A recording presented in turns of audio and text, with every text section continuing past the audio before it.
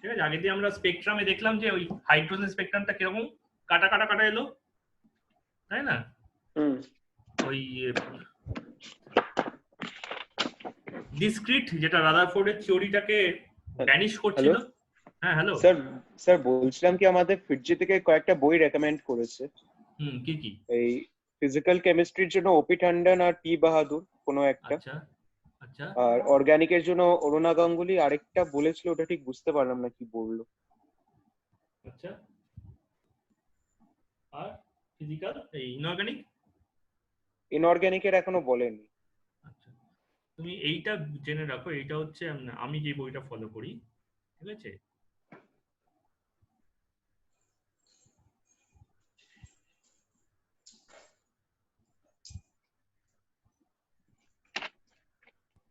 ঠিক আছে,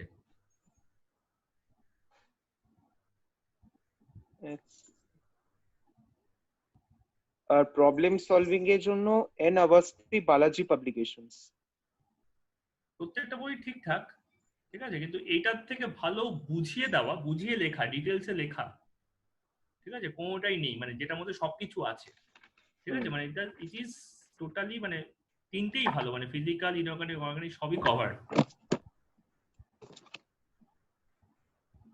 ঠিক আছে, মানে আর এটা হচ্ছে একদম মানে মানে এনসিইআরটি ধরে লেখা, এনসিইআরটি ধরে লেখা, মানে তুমি ধরে রাখো এইটা পড়া এনসিইআরটি পড়া একই ব্যাপার, খালি এনসিইআরটিতে একটুখানি কোথাও কোথাও আর কি স্কিপ করেছে।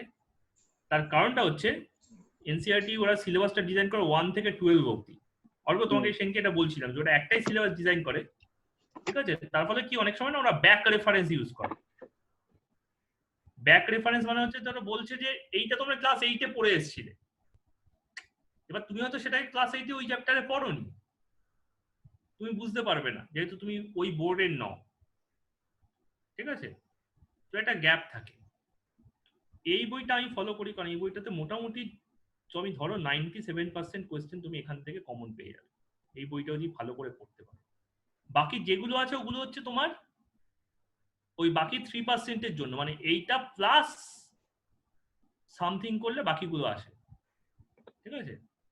আমার বক্তব্য যে তুমি একটা বই ভালো করে কভার করো, যেখানে এখানে তোমার প্রবলেম হবে সেখানে তুমি অন্য বইগুলো রেফার করো, ঠিক আছে। আর প্রবলেম সলভিং বই যে কোনো বই থাকলেই যথেষ্ট। খালি আরিয়ানতে দেখে নিও, আরিয়ান কি না, আরিয়াতে প্রচুর পাবলিকেশনে মিস্টেক থাকে, মানে প্রিন্টিং মিস্টেক ভর্তি, অনেক সময় ওখানকার এক্সপ্লেনেশন গুলো কারেক্ট এক্সপ্লেনেশন হয় না, ঠিক আছে। কিন্তু এই মুহূর্তে তো আমি তোমাদের কোনো বইয়ের কথা বলতে পারবো না কারণ বই তো কিনতে পারবে না, তবুও আমি এটা লিখে রাখো, এটা আমি ফলো করি। স্যার আমরা কি অ্যামাজন থেকে ইবুক গুলো নিতে পারবো? ইমাজিন কি ডেলিভারি করছে ইবুকের? ইবুক তো জাস্ট ওখানে পেমেন্ট করে দিলে মোবাইলে তো আনলক হয়ে যাবে। কিন্ডেলে আসছে তাই তো?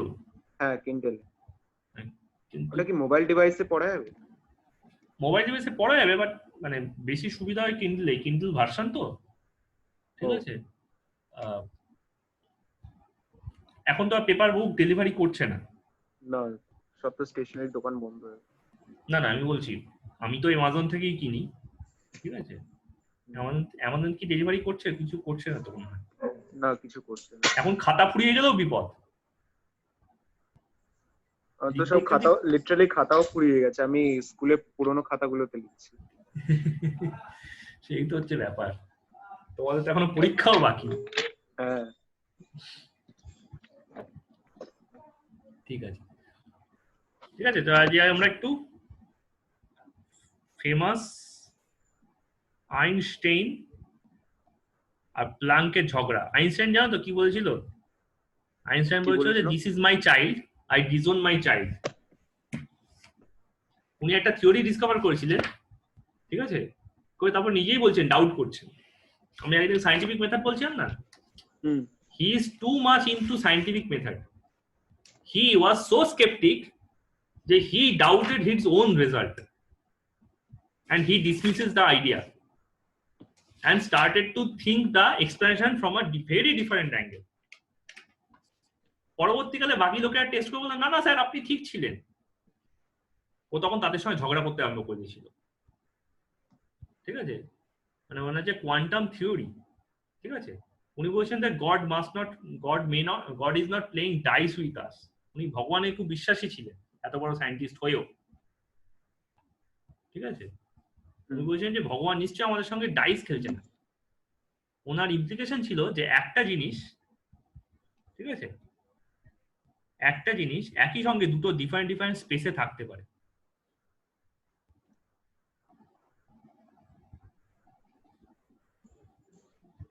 যেটা ইউজুয়ালি ফিজিক্যালি পসিবল নয়। উনি সেটাকে ডিসমিস করে দিয়েছিলেন। যাই হোক, যে কারণে আইনস্টাইনের কথা এলো বা প্ল্যাঙ্কের কথা এলো, আমরা আগের দিন স্পেকট্রাম পড়ছিলাম, তো তার আগে পর্যন্ত ম্যাক্সওয়েলের ওয়েভ থিওরি ছিল হচ্ছে স্ট্যান্ডিং নোটেশন, মানে স্ট্যান্ডিং থিওরি। কিন্তু দুটো এক্সপ্লানেশন, দুটো ঘটনা ব্যাপারটাকে চেঞ্জ করে দিল। ওয়ান হচ্ছে ব্ল্যাক বডি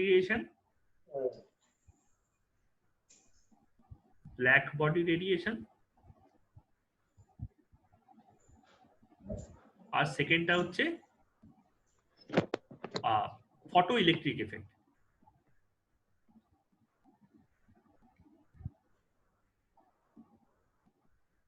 বলছে ধরো এই একটা মানে ব্ল্যাক বডি কনসেপ্টটা কি? Black body actually philosophical concept.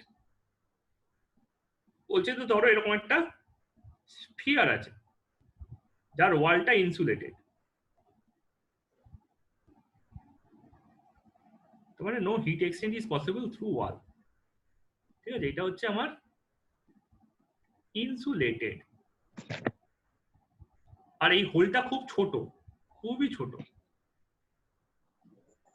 আর এইখানে একটা রিফ্লেক্টর আছে, ভেতরটা খুব শাইনি এবং রিফ্লেক্টিং, বাইরেটাও খুব শাইনি এন্ড রিফ্লেক্টিং। তাই বাইরে থেকে কোনো আলো বেরোতে মানে এনার্জি ভেতরে ঢোকে না, ভেতর থেকেও কোনো এনার্জি বাইরে আসে না। তো black body is not necessary to be black, ঠিক আছে। তো বলছে এইখানে যদি তুমি একটা লাইট ফেলো, এখান দিয়ে তুমি একটা লাইট ফেলো, লাইট ভেতরে ঢুকবে, ভেতরে ঢুকলে কি হবে? রিফ্লেক্ট করবে, কিন্তু রিফ্লেক্ট করে এমন একটা জায়গায় যাবে যেখান থেকে আর কোনোদিন ফিরতে পারবে না, মানে এই মুখ দিয়ে বেরোতে পারবে না, বা বেরোলো তার চান্স অলমোস্ট নেগলিজিবল। তাহলে কন্টিনিউয়াসলি ভেতরে কি হবে? এনার্জিটা যত এনার্জি আছে স্টোর হতে থাকবে, ঠিক আছে। তাহলে এই বডিটাকে আমি কি বলতে পারি? 100% অ্যাবজর্ভার। 100% বলা যেতে পারে না, মানে ফিজিক্সে একটু হলেও তো ওটা বেরোতে পারে। এক্স্যাক্টলি এইটাই হচ্ছে ফিজিক্সের ব্যাপার। ফিজিক্সটা প্রচুর নেগলিজিবল কোয়ান্টিটি নিয়ে কাজ করে এবং বলে না ওটা নেগলেক্ট করে যাওয়া যায়। এটা হচ্ছে ফিজিক্স আর কেমিস্ট্রির ডিফারেন্স। ফিজিক্স প্রচুর কিছু নেগলেক্ট করে, কেমিস্ট্রি কোনো কিছু নেগলেক্ট করে না, ঠিক আছে। তো ও বলছে ওই হোলের যে রেডিয়াস, ওই রেডিয়াসটাকে তুমি যদি almost between amplitude of the wave করে দাও, তাহলে তুমি আর ওটাকে বার করতে পারবে না। কারণ বার করতে গেলে একমাত্র একটা পয়েন্টে এসে লাগতে হবে, যেটা কোন পয়েন্ট? যেটা হচ্ছে এই পয়েন্টটা। এই পয়েন্টটা হচ্ছে ডাইরেক্ট এটা অপোজিটে, ঠিক আছে। এই যে ট্রায়াঙ্গেলটা করেছে, এই ট্রায়াঙ্গেলটা করে ব্যাপারটাকে আরো কমপ্লিকেটেড করে দিয়েছে। ওই ট্রায়াঙ্গেলটা এমন ভাবে ডিজাইন যে যতক্ষণ পর্যন্ত ওর ভার্টেক্সে গিয়ে লাগছে ততক্ষণ পর্যন্ত রিফ্লেক্ট করবে না, ঠিক আছে। এবার মুশকিল হচ্ছে ভার্টেক্সে লাগতে পারে, কিন্তু যদি অ্যাঙ্গেলে লাগে, অ্যাঙ্গেল লাগলেও অ্যাঙ্গেলে বেরোবে। একমাত্র সোজা ঢোকার সময় যদি ও অ্যাঙ্গেলে মানে সোজা ঢোকে সোজা ভার্টেক্সেই লাগে, তাহলেই একমাত্র ও ডাইরেক্ট বেরিয়ে যেতে পারবে, আদারওয়াইজ নয়। তার মানে একটা আলো ঢুকলে, সেটা একটা এনার্জি ঢুকলে সেটা কখনোই আর বেরোচ্ছে না, বেরোতে পারবে না, ঠিক আছে। এবার 100% অ্যাবজর্ব কে করতে পারে? Perfectly black body. কোনো কালো বা সাদা মানে তো তাই না। হোয়াইট লাইট মানে কি? হোয়াইট লাইট মানে হচ্ছে 100% রিফ্লেক্টর, হোয়াইট মানে হচ্ছে 100% রিফ্লেকশন, ঠিক আছে। তাহলে ব্ল্যাক মানে হচ্ছে 100% অ্যাবজর্পশন। তাহলে যেহেতু এটাও ফিলোসফিক্যালি তাই করছে, তাহলে এটাকে আমি ব্ল্যাক বডি বলতে পারি। এবার কথাটা হচ্ছে প্র্যাকটিক্যাল ব্ল্যাক বডি গুলোর ক্ষেত্রে প্র্যাকটিক্যালি যারা 100% অ্যাবজর্ব করে বা যারা অ্যাবজর্ব করে, যারা গুড অ্যাবজর্বার হয়, আমি 100% কথা যদি ইউজ নাও করি, তাদের টেম্পারেচার খুব র্যাপিডলি বেড়ে যায়। তাহলে সারাউন্ডিংস থেকে তার টেম্পারেচার বাড়তে থাকছে। তাহলে এমন একটা সময় আসবে যখন আমি তাকে এনার্জি দেবো না, তখন ওর টেম্পারেচারটা সারাউন্ডিংস থেকে বেশি, তখন এনার্জি রিলিজ করবে, তাই তো? এই যখন রিলিজ করছে হট বডি থেকে যখন কোল্ড বডির দিকে, মাইকটা মিউট করছি, ঠিক আছে? তো হট থেকে যখন কোল্ডের দিকে আসছে তখন এখানে টেম্পারেচার T1, এখানে টেম্পারেচার T2 আছে, মানে T1 গ্রেটার দেন T2। এবার যদি হিটটা যদি এখান থেকে হটের থেকে কোল্ডের দিকে আসে, তাহলে এটা হচ্ছে, এটাকেই বলা হচ্ছে রেডিয়েশন। হট বডি থেকে কোল্ড বডি থেকে হিট যখন আসছে, ঠিক আছে, if there is no medium is present, if there is no medium present, ঠিক আছে, তখন সেটা বেসিক্যালি কি মেথডে আসে? রেডিয়েশনে, ঠিক আছে? তাহলে যে গুড অ্যাবজর্ব করবে তাকে যদি তুমি কোনো মিডিয়ামের প্রেজেন্সে বা অ্যাবসেন্সে রেখে দাও, তাহলে আমি এটা বলতে পারি যে যখন ওর টেম্পারেচার বেড়ে গেল, কি raised greater than surrounding, greater than surrounding, ঠিক আছে? then if heat supply is stopped, Q মানে হচ্ছে হিট, ঠিক আছে? Q supply is stopped, then it will start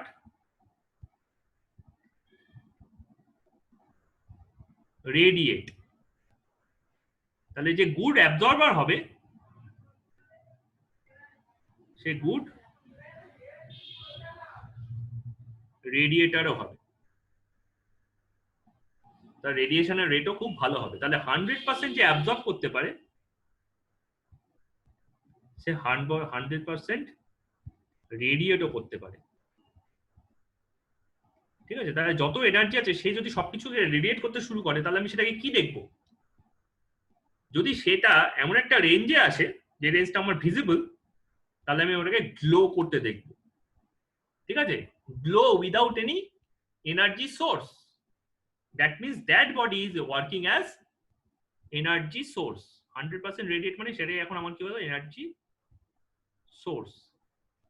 তাহলে নেচারের মধ্যে এরকম ব্ল্যাক বডি কোথায় আছে সেগুলোকে আমরা কি নামে চিনি?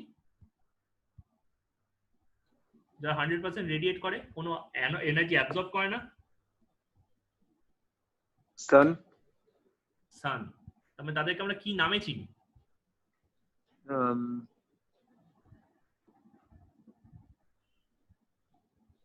সান তো একটা এক্সাম্পল হলো। অর্ঘ, অর্ঘ,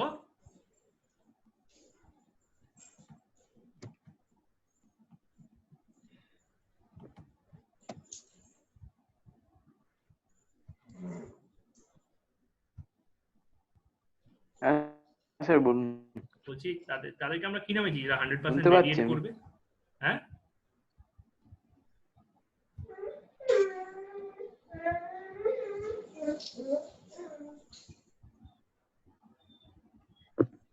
শোনা গেল?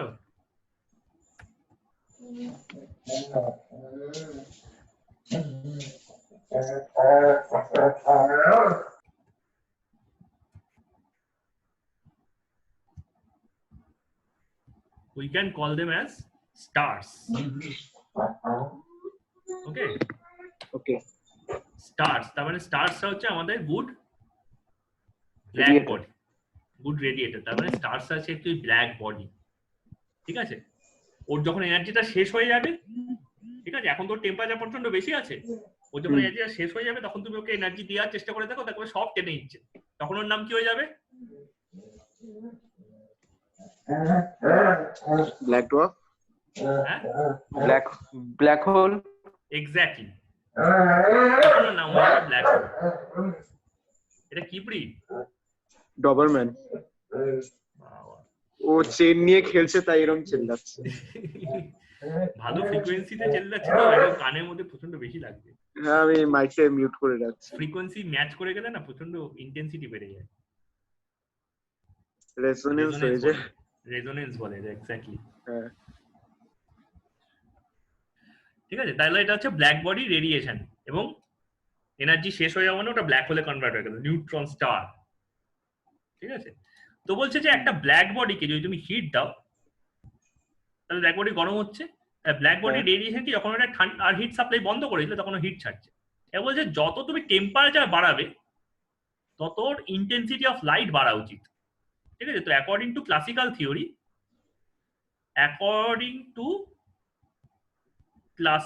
থিওরি,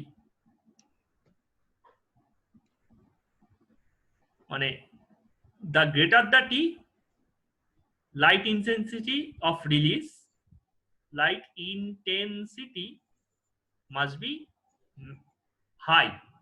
ঠিক আছে, মানে ধরো কমলা রঙের আলো ফেলছে, ও আরো বেশি উজ্জ্বল ভাবে কমলা রঙের আলো ফেলবে। কেন না, আগে ভাবা হতো intensity is directly proportional to energy, according to wave. আমিও আগে দিয়ে এটাই বলছিলাম। ঠিক আছে, যে যত বেশি ইন্টেন্সিটি হবে তত তাড়াতাড়ি এনার্জিটা ছাড়ছে বলে ধরে নেওয়া হবে। ঠিক আছে, এটা হচ্ছে অ্যাকর্ডিং টু ক্লাসিক্যাল থিওরি, মানে ম্যাক্সওয়েলের কনসেপ্ট অনুসারে। ঠিক আছে, কিন্তু according to modern theory, according to quantum theory, observe করে দেখা হলো, মানে তার পরবর্তীকালে দেখা হলো ওটা কোয়ান্টামের কারণে হচ্ছে, কি যত বাড়াবো তত কালার চেঞ্জ হয়ে যাবে। কালার চেঞ্জ মানে ধরো একটা বডি আছে যেটা 25 ডিগ্রি সেলসিয়াসে আছে, এটাকে তুমি 2000 ডিগ্রি সেলসিয়াসে হিট করে ঠান্ডা করছো, তাহলে ওটা লাইটের স্পেকট্রামে আরো নিচে চলে যাবে, তাহলে ধরো অরেঞ্জ কালার রিলিজ করছে। ঠিক আছে, অ্যাকর্ডিং টু ক্লাসিক্যাল যদি এটাকে 3000 এ হিট করো, ঠিক আছে, তাহলে অরেঞ্জই ছাড়বে কিন্তু একটু বেশি গ্লো করবে। তাহলে স্যার আমরা কোনো বডিকে যদি এক্সট্রিম কুল করি ওটা কেন ব্লু লাইট ছাড়ে না? ব্লু তো অরেঞ্জের থেকেও বেশি এনার্জি, মানে কোনো লাইট ছাড়ে না কেন? লাইক কারণ ওটা আমাদের যে কুল করলে ও তো এনার্জি অ্যাবজর্ব করে। কুল কখন বোঝো, তুমি হাত যখন দিচ্ছ ঠান্ডা বডিতে, ও তোমার বডি থেকে হিট কেড়ে নিচ্ছে, তোমার মলিকিউল গুলো যেগুলো আছে ওয়াটার মলিকিউল বডির ভেতরে, সেগুলো ফ্রিজ করছে, সেগুলো নিজেদের মধ্যে বন্ড তৈরি করছে, ক্রিস্টাল তৈরি করছে, তখন তোমার হাতে একটা ফ্রিজিং এফেক্ট হয়। এই ক্রিস্টাল তৈরি করাটা হচ্ছে ফ্রিজিং এফেক্ট, মানে যেটা আগে ফ্লুইড ছিল সেটা খোঁচা দিচ্ছে, তোমার মাসেল গুলোতে, টিস্যু গুলোতে কি করছে, পক করছে। ফ্রস্ট ব্রাইট, যেটাকে ফ্রস্ট বাইট বলি। ঠিক আছে, তো কুল করলে তো অ্যাকচুয়ালি এনার্জি, মানে আলো ছাড়ারই কথা নয়, ও আলো অ্যাবজর্ব করে নেওয়ার কথা। ঠিক আছে, আচ্ছা আচ্ছা, আমরা অবশ্য জিনিস কালার দেখতে পারি আলো অ্যাবজর্ব করলেও, কিন্তু সেটা সাদা আলো ফেলার পর, সাদা আলোতেও কিছু আলো অ্যাবজর্ব করে নেয়, বাকিটা ও অ্যাবজর্ব করতে পারে না, তাই কালার দেখি, যেটা আমরা আগের দিন বলছিলাম অ্যাবজর্পশন স্পেকট্রাম, তাই না? যাই হোক, তাহলে অ্যাকর্ডিং টু ক্লাসিক্যাল এটা অরেঞ্জই করবে, কিন্তু ধরো এখানে মিট করছে, এখানে অনেকটা বেশি। কিন্তু মডার্ন থিওরিতে কি, এই 25 ডিগ্রির বলটাকে যদি তুমি 2000 এ হিট করো, তারপর যদি ওকে ঠান্ডা করতে দাও, অবশ্যই এটাকে ঠান্ডা করতে দিও, তো তুমি হিট করে তারপর কুল করছো, কুল করার সময় কিন্তু কালারটা দেখাচ্ছে, গরম করার সময় কালার দেখানোর কথা নয়, কুল করার সময় কালার দেখানো। ও যে হিটটা ছাড়ছে তার কারণে তো হিট কুল হতে চেষ্টা করছে, নইলে হিট ছাড়ার মানেটা কি, হট বডি থেকে কোল্ড বডিতে হিটটা আসবে তবে না ও হিট ছাড়বে, কারণ নিজের হিটটাকে কমানোর চেষ্টা করছে। তাহলে এইটা যদি তুমি অরেঞ্জ দেখো 3000 এ গিয়ে তুমি কিন্তু এটা হোয়াইট দেখতে শুরু করা উচিত।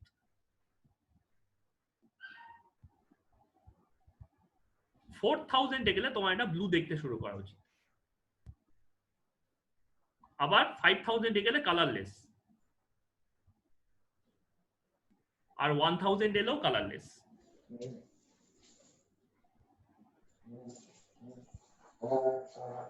বোঝা গেল হ্যাঁ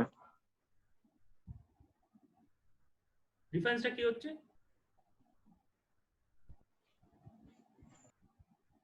কোনখানে? মানে কোয়ান্টামের সঙ্গে ক্লাসিক্যালে উপরের যে দুটো ডেমনস্ট্রেশন, 200তেও 2000এও অরেঞ্জ, 3000এও আরো জোরালো অরেঞ্জ, তাই না? লাইট হুম। ইন্টেন্সিটি আমরা ঘরে আসলে বুঝতে পারি, দুটো পিএল পাশাপাশি জ্বালাবে বা দুটো কি বলে নাম কি এলইডি বাল্ব পাশাপাশি জ্বালাবে বুঝতে পারবে যে ওয়াটেজের পার্থক্য থাকলে ইন্টেন্সিটি কিরকম চেঞ্জ হয়ে যায়। দুটোই সাদা আলো ফেলছে কিন্তু দুটোর মধ্যে একটা চোখ ধাঁধিয়ে যাচ্ছে, একটাতে চোখ ঠিকঠাক থাকছে, দেখতে পাচ্ছি। ক্লাসিক্যাল থিওরি হিসাবে যত টেম্পারেচার বাড়বে লাইট ইন্টেন্সিটিও বাড়বে, কিন্তু বাড়বে, আই তার ফলে থিঙ্ক কালারটা একই থাকবে। কালারটা একই থাকবে। আর কোয়ান্টাম থিওরি হিসাবে মানে একটা পয়েন্টে গিয়ে কালারলেস হয়ে যাবে, আর যত টেম্পারেচার বাড়বে কালারটাও চেঞ্জ হতে থাকবে। কালারটা চেঞ্জ হতে থাকবে, আবার গিয়ে কালারলেস হয়ে যাবে। হ্যাঁ কোল্ডেও কালারলেস, ভেরি হটেও কালারলেস, আর বাকি থ্রুআউট দ্য টেম্পারেচার ওর কালারটা আস্তে আস্তে red to orange to white to blue to colourless এরকম শিফট হয়ে যাচ্ছে। হুম। ঠিক আছে, এটা একটা অবজারভেশন। আর সেকেন্ড অবজারভেশনটা হচ্ছে আইনস্টাইনের photo electric effect. Photo electric effect কি বলছে? ফটো ইলেকট্রিক বলছে লাইটেরও পা আছে। মানে বলছে লাইট অ্যাকচুয়ালি লাথি মারতে পারে। অ্যাকর্ডিং টু নিউটন কি জানি আমরা? মোমেন্টাম কনজার্ভ, তাই না? ক্লাস মানে 10 যে পড়েছো তো তোমরা, তো আইসিএসসি বোর্ড। হ্যাঁ মানে যেই কনসেপ্টটা লাগিয়েছে সোলার সেলের ওপরে। হ্যাঁ, সেটা হচ্ছে ফটো ইলেকট্রিক এফেক্ট। কিন্তু নিউটনের কথা শুনলে সোলার সেল কাজ করতো না। নিউটন কি বলেছিল? নিউটন বলেছিল যে মাস m1 যদি v1 ভেলোসিটি নিয়ে যায়, u1 ভেলোসিটি নিয়ে যায়, আর m2 যদি u2 ভেলোসিটি নিয়ে যায়, তাহলে কলিশনের পর m1 যাবে v1 ভেলোসিটি নিয়ে আর m2 যাবে u2 ভেলোসিটি v2 ভেলোসিটি নিয়ে। ঠিক আছে, কিন্তু আইনস্টাইন দেখালেন যে ধরো একটা মেটাল প্লেট আছে, এরকম একটা মেটাল প্লেট আছে, তার উপর যদি তুমি লাইট ফেলতে থাকো ডিফারেন্ট ডিফারেন্ট কালারে, ধর প্রথমে রেড কালারে ফেললে, ঠিক আছে, তারপর অরেঞ্জ কালারে ফেললে, বুঝতে পারছো তো? লাইটের ফ্রিকোয়েন্সি বাড়ছে, তার মানে এনার্জি বাড়া উচিত, ঠিক আছে। তারপর ইয়েলো কালারে ফেললে। উনি কিন্তু এটা না জেনেই করেছিলেন, মানে প্ল্যাঙ্ক বলেছিলেন, উনি প্ল্যাঙ্কের কথা বিশ্বাস করেননি, উনি নিজের মতো করছিলেন, এবং উনি প্ল্যাঙ্কের কথা না পড়েই এটা করছেন, কারণ তখন তিনি পেটেন্ট অফিসের ক্লার্ক ছিলেন। আমি পেটেন্ট অফিস একবার পেটেন্ট ফাইল করেছিলাম আমার একটা কাজের জন্য, সেটা টেকাতে পারিনি কারণ পয়সা ছিল না ওটাকে ইয়ে করার জন্য। কি ছিল স্যার কাজটা? আমি আমি যেটা নিয়ে প্রজেক্ট করছিলাম, আমার বিটেক ওটা পড়েছিল, এমটেক ওটা পড়েছিল, পিএইচডি যখন করতে ওটাই আমার পড়েছিল। আমার ছিল হচ্ছে ওয়েস্ট ওয়াটার থেকে ইলেকট্রিসিটি। ওয়েস্ট ওয়াটার থেকে ইলেকট্রিসিটি? হ্যাঁ, microbial fuel cell, West water থেকে ব্যাকটেরিয়া দেবো এটার মধ্যে, ব্যাকটেরিয়াতে ইলেকট্রন ট্রান্সপোর্ট চেন হয়, হ্যাঁ সেটা ওয়াটার ওয়েস্ট ওয়াটারে যে গ্লুকোজটা আছে সেই গ্লুকোজটাকে ভেঙে দেবে হচ্ছে হাইড্রোজেন প্লাস আর ইলেকট্রন মাইনাসে। হাইড্রোজেন পার্ট প্লাসটাকে আমি ক্যাথোডে পাঠিয়ে দেবো, আর ইলেকট্রন মাইনাসটাকে আমি ইলেকট্রন চেনে মানে সার্কিটের থ্রু দিয়ে ক্যাথোডে পাঠাবো। এখানে রেজিস্ট্যান্স থাকবে, সেখান থেকে আমি আউটপুট পাবো। আর ক্যাথোডে গিয়ে ওই হাইড্রোজেনটা ইলেকট্রনটা নিয়ে হাইড্রোজেন অ্যাটমে কনভার্ট হবে। এখানে যদি অক্সিজেন সাপ্লাই দিই তাহলে এটা পিওর ওয়াটার তৈরি করবে। বা এখান থেকে ডাইরেক্টলি হাইড্রোজেন ফুয়েলও তো নেওয়া যেতে পারে নাকি? এটাই hydrogen fuel, electricity hydrogen fuel, এটাও হাইড্রোজেন ফুয়েল। এটাতে স্টোরেজের সমস্যাটা নেই, হাইড্রোজেন গ্যাস থেকে স্টোর করতে হবে, এক্সপ্লোশন হবে, এই যে এক্সপ্লোশনের সমস্যাটা নেই। তো এই কারণে আমারটা ছিল মাইক্রোবিয়াল ফুয়েল সেল। আমি পিএইচডি করতে গেছিলাম আইআইটি খড়গপুরে। আমার যিনি গাইড ছিলেন তিনি ছিলেন হচ্ছে এই ফিল্ডের ওয়ার্ল্ডের টপ 3 সায়েন্টিস্টের একজন। ওনার কোনো রিসার্চ যেসব পয়সাগুলো আসে সেটা ইন্ডিয়া থেকে আসে না, ওনার সব আসে হচ্ছে সুইডেন, ইসরায়েল, এইসব জায়গা থেকে। আমার সমস্ত কাজ, আমার তার আগে যত কাজ ছিল সব ছিল ওনার রেফারেন্সে।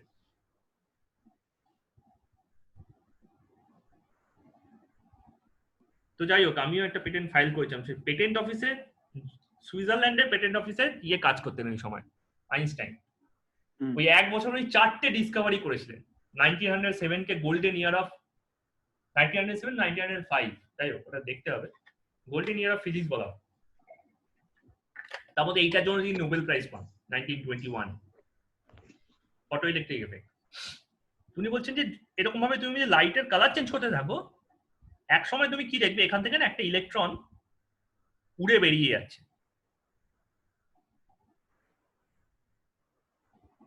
ঠিক আছে, মানে ইলেকট্রনের নিজস্ব একটা কাইনেটিক এনার্জি আছে। ঠিক আছে, কাইনেটিক এনার্জি অফ ইলেকট্রন আছে, তার সাথে তুমি যদি লাইটের এনার্জিটা অ্যাড করো, তাহলে একটা কাইনেটিক এনার্জি তৈরি হবে, যে কাইনেটিক এনার্জিটা আর অরবিটে ওটাকে রাখতে দেবে না। ঠিক আছে, ওটাকে ছিটকে কি করবে, ইলেকট্রনটাকে বের করে দেবে। ঠিক আছে, তো মিনিমাম যে কাইনেটিক এনার্জিটা দরকার, বা মিনিমাম যে লাইট এনার্জিটা দরকার, সেটাকে বলা হচ্ছে থ্রেশহোল্ড ফ্রিকোয়েন্সি।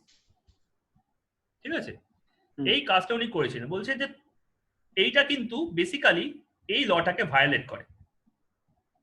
বলছে কি করে, বলছে ধরো মাস অফ দ্য ফোটন, মানে মাস অফ দ্য ফোটন বলেননি, ফোটন উচ্চারণ করতে পারেননি তখন, এরপরে করেছেন mass of the light, M of the light কত হয়, 0। আর ভেলোসিটি অফ লাইট কত, 3 × 10⁸, মানে c। Mass of electron 9.1 × 10⁻−31। ঠিক আছে, U2 কিছু একটা হবে, কিছু একটা ভেলোসিটি হবে v, তাহলে এই পোর্শনটা 0, তাহলে এই পোর্শনটাও 0, তাহলে m2 U2 must be equals two m2 v2। কিন্তু তাই যদি হবে তাহলে ইলেকট্রনটা বেরোলো কেন, তাই তো U2 ইকুয়ালস টু v2 হওয়া উচিত। কিন্তু ফটো ইলেকট্রিক এফেক্ট কি বলছে, ইলেকট্রনটা ছিটকে বাইরে বেরিয়ে চলে গেছে। হ্যাঁ, এবং সেটা যে কোনো আলোতে হয় না, গ্রিন আলোতেই হচ্ছে। মানে উনি গ্রিনের কথা বলেননি, আমি এক্সাম্পল হিসেবে বলছি। শুধু তাই না, তুমি যদি লাইটের ফ্রিকোয়েন্সিটা বাড়াতে থাকো, মানে গ্রিনের পর তুমি যদি ব্লু করে দাও, ভেলোসিটি আরো বেড়ে যায়। But according to experiment it is not true. According to photo effect, ঠিক আছে, U2 not equals to V2, বা U2 always less than V2।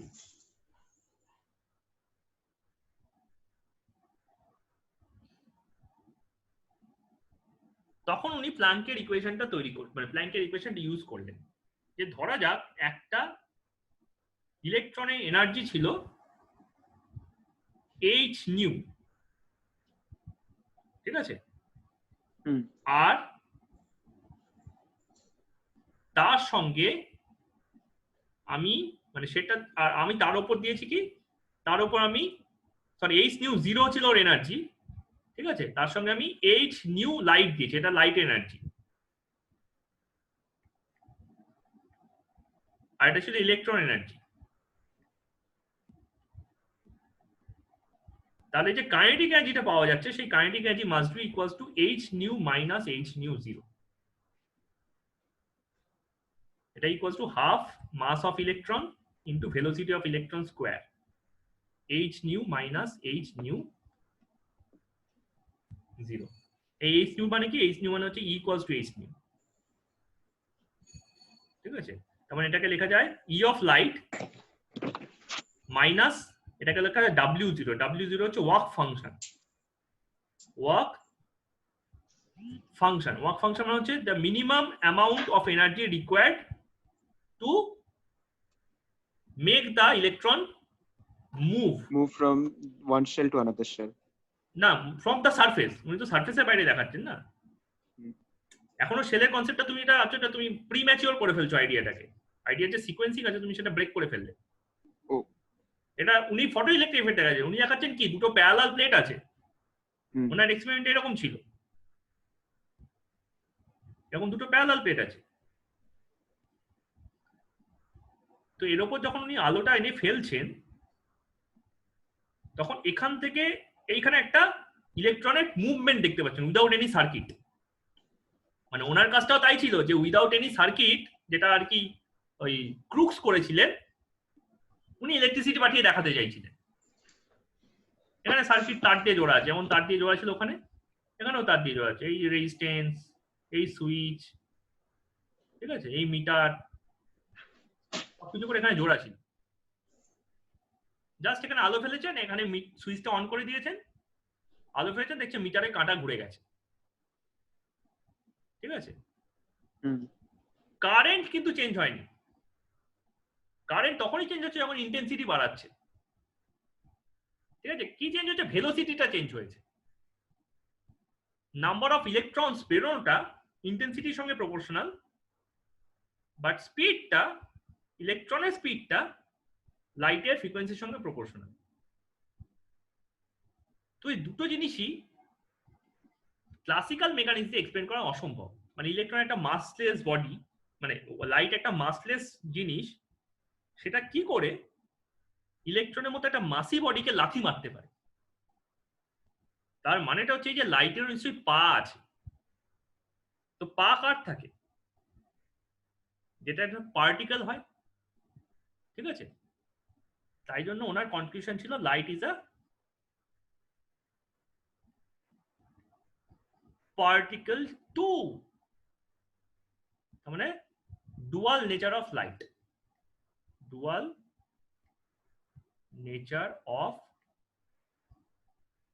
Light তাহলে এইটা ফটো ইলেকট্রিক ইফেক্টকে তো এক্সপ্লেন করলো এটা ব্ল্যাক বডি রেডিয়েশনকে কিভাবে এক্সপ্লেন করে ব্ল্যাক বডি রেডিয়েশনকে এইভাবে এক্সপ্লেন করে যে যখন ওকে আমি এনার্জি ছাড়তে দিচ্ছি ও অ্যাকচুয়ালি কন্টিনিউয়াস ভাবে এনার্জি ছাড়ে না ও খুব কম সময়ে কত বেশি এনার্জি ছাড়তে পারে এটার জন্য একটা ক্যালকুলেশন করে তার জন্য ডিসক্রিট ভাবে এনার্জি ছাড়ে ডিসক্রিট ভাবে এনার্জি ছাড়া মানে আমরা তো স্পেকট্রামটাকে এরকম দেখেছি V I B G Y O R এরকম দেখেছি তো যখন ও প্রথম দিকে ছিল তখন ও কি করছিল অ্যাকচুয়ালি যখন ওর টেম্পারেচার 2000 মানে 1000 ডিগ্রি ছিল ও যখন টেম্পারেচার 1000 ডিগ্রি ছিল আমি যদি এখানে একটা গ্রাফ টানি ও একটাই স্পেকট্রামের সবকিছু বার করছিল না ও অ্যাকচুয়ালি এরকম ভাবে ছিল মানে কিছু কিছু ইনফ্রারেড ছাড়ছিল কিছু কিছু মাইক্রোওয়েভ ছাড়ছিল কিছু কিছু ভিজিবল ছাড়ছিল মেজরিটি কি ছাড়ছিল ইনফ্রারেড ছাড়ছিল তাহলে এই যে কালারগুলো ছাড়ছিল তাদের টোটাল স্পেকট্রামটা কি কালার ছিল যদি এটা 1000 ডিগ্রি সেলসিয়াসে ভাবি তাহলে এটা ছিল কালারলেস এবার যেই টেম্পারেচারটা বাড়ালাম ও এই গ্রাফটাকে চেঞ্জ করে দিল জাস্ট কি করলো এই গ্রাফটাকে জাস্ট চেঞ্জ করে একটু লেফট ওয়ার্ড শিফট করে দিল ও এবারও কিছু ইনফ্রারেড ছেড়েছে এবারও কিছু মাইক্রোওয়েভ ছেড়েছে এবারে কিছু রেড ছেড়েছে এবারে কিছু অরেঞ্জ ছেড়েছে কিছু ইয়েলো ছেড়েছে বোঝা যাচ্ছে তো ব্যাপারটা হ্যাঁ তো ম্যাক্সিমামটা কার অরেঞ্জের বাকিগুলো কমপ্লিমেন্ট করছে লালটাকে ব্লু কমপ্লিমেন্ট করা ইয়েলো কমপ্লিমেন্ট করে ইয়েলো অরেঞ্জ তৈরি করার চেষ্টা করছে ঠিক আছে তাহলে মোস্ট অফ দ্য লাইট আমি অরেঞ্জ দেখছিলাম বলে এটা 2000 ডিগ্রি সেলসিয়াসে আমি কালারটাকে অরেঞ্জ অরেঞ্জ পাচ্ছি। এবার আরো যদি শিফট করাই তাহলে ব্যাপারটা কোথায় চলে যাবে? এই যে মাঝামাঝি জায়গায়। তাহলে স্যার আমরা কোনো তারার রং গ্রিন কেন দেখতে পারি না? কিসে? আমরা কোনো স্টারের রং গ্রিন কেন দেখতে পারি না? কারণ গ্রিন মানে হচ্ছে পিকটা গ্রিনে, তার মানে লেফট সাইডেও কিছু কালার আছে, রাইট সাইডেও কিছু কালার আছে। হুম, তো সেগুলো কি করছে? নিজেদেরকে মিটিগেট করছে, মিটিগেট করে ওটাকে হোয়াইট বানিয়ে দিচ্ছে। হোয়াইট বানিয়ে দিচ্ছে। Okay. ঠিক আছে, তাহলে মানে তখন এইখানে স্পেকট্রামের সব কালার গুলোই দেখা যাচ্ছে। এক্স্যাক্টলি, কম হোক বেশি হোক সব কালারই আমি দেখতে পাচ্ছি। ঠিক আছে, ও তাহলে তখন এইখানে আমি যদি হোয়াইট লাইট টানি তখন তার মানে এখানে হোয়াইট হচ্ছে ব্যাপারটা, কারণ এখানে ও হোয়াইট মানে ভিপজোরে সবকটা কালারই এখানে ওর ওই লুপের মধ্যে পড়ে গেছে। এবার যদি আরো লেফটওয়ার্ড শিফট করাই তাহলে কি হবে? তাহলে আর ওখানে আর ভিজিবল রেঞ্জের মানে ইনফ্রারেড রেঞ্জে যাবেই না। এবার ওর পিকটা চলে আসবে এই ইন্ডিগো লেভেলে। এবার ও সবকটাকে ইউজ করিয়ে তখন হয়ে যাচ্ছে ওটা ওই 4000 ডিগ্রি সেলসিয়াসের ব্লু। ঠিক আছে, এটা হোয়াইটটা ছিল 3000 ডিগ্রি সেলসিয়াসের হোয়াইট। আরো যদি গরম করো তাহলে ওটা ইউভি রেঞ্জে চলে আসছে, তখন আমি ওটাকে আবার 5000 ডিগ্রি সেলসিয়াসে কালারলেস দেখছি। ঠিক আছে, এই কারণে অ্যানিমাল, অন্যান্য অ্যানিমাল যাদের মানে যাদের কালার স্পেকট্রাম আমাদের থেকে স্ট্রং, তারা এমন কিছু জিনিস দেখতে পায় যেটা আমরা দেখতে পাই না, এমন কিছু জিনিস শুনতে পাই যেটা আমরা শুনতে পাই না। ঠিক আছে, we are very very very small information person. তোমরা কম্পিউটার স্ক্রিনে যে ডেটাগুলো দেখো সেগুলো বেসিক্যালি একটা এনার্জি। তো তার মানে ইনফরমেশন মানেই এনার্জি। তাহলে তোমাদের চারিদিকে যে তুমি চোখ খুলে যে কালারটা দেখতে পাচ্ছ, ধরো নীল রঙের টাওয়েল আছে বা সবুজ রঙের দেওয়াল আছে, তাহলে এই এনার্জি এটা যেটা আসছে সেটাও একটা ইনফরমেশন, অ্যাজ ওয়েল অ্যাজ ওটা একটা এনার্জি। তাহলে all the energy is information and vice versa. All informations are energy. ঠিক আছে, বোঝা গেল? হ্যাঁ, তাহলে that is the dual nature of light. ঠিক আছে, তাহলে E equals to H nu অথবা E equals to H C by lambda।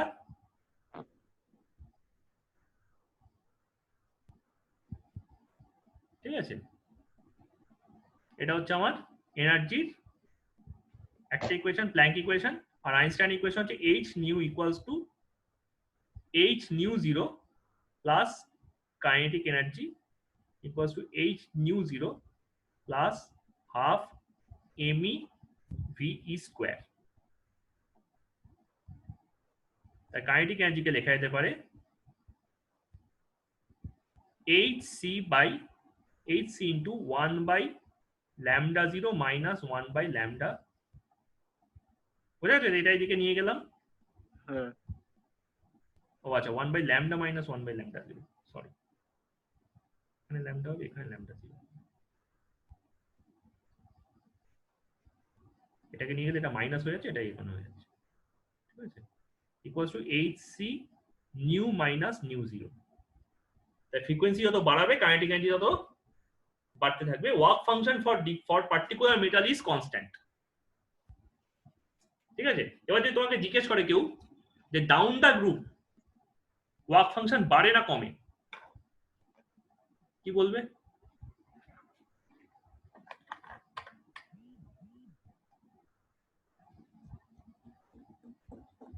Down the group মানে কি স্পেকট্রাম? পিরিয়ডিক টেবিলে, পিরিয়ডিক টেবিলে। ও পিরিয়ডিক টেবিল।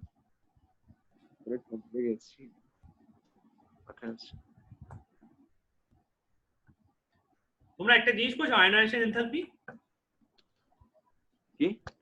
আয়নাইজেশন পোটেনশিয়াল হ্যাঁ, মানে কি? আয়নাইজেশন পোটেনশিয়াল মানে ওই এনার্জিটা যেটা ইলেকট্রন লুজ করতে লাগে। এক্স্যাক্টলি, এখানেও তো সেটারই কথা হচ্ছে। এই যে এনার্জিটা তোমাকে সাপ্লাই করছো h nu minus h nu 0 that is also that ionization enthalpy না ডাউন দ্য Use গ্রুপ করতে- বললেন, হ্যাঁ ডাউন দ্য গ্রুপ না, হ্যাঁ ডাউন দ্য গ্রুপ হলে h nu 0 টাই তো হচ্ছে মিনিমাম এনার্জি, যেটা দিলে পরে লাইটটা জাস্ট টুক করে বেরিয়ে বাইরে পড়ে যাবে, কোনো স্পিড তৈরি করবে না। ডাউন দ্য গ্রুপ হলে তাহলে আয়নাইজেশন পোটেনশিয়াল বাড়ে তো। কমে যায়, নিউক্লিয়াস থেকে ডিসটেন্স বাড়ছে না, যত দূর যাবে একটা ইলেকট্রন বার করা তত সোজা হয়ে যাবে, অ্যাট্রাকশন কমে যাচ্ছে। তো রেডিয়াসটা বাড়লে মানে নিউক্লিয়াসের রেডিয়াসটা বাড়লে তো আয়নাইজেশন পোটেনশিয়াল বেড়ে যেতে পারে না? না রেডিয়াস মানে কমে যাচ্ছে, নিউক্লিয়াস মানে নিউক্লিয়াস সাইজটা। নিউক্লিয়াসের সাইজ তো ওইভাবে ওই অ্যাটমের সাইজের কম্পারিজন অতটা বেশি করে বাড়ে না। না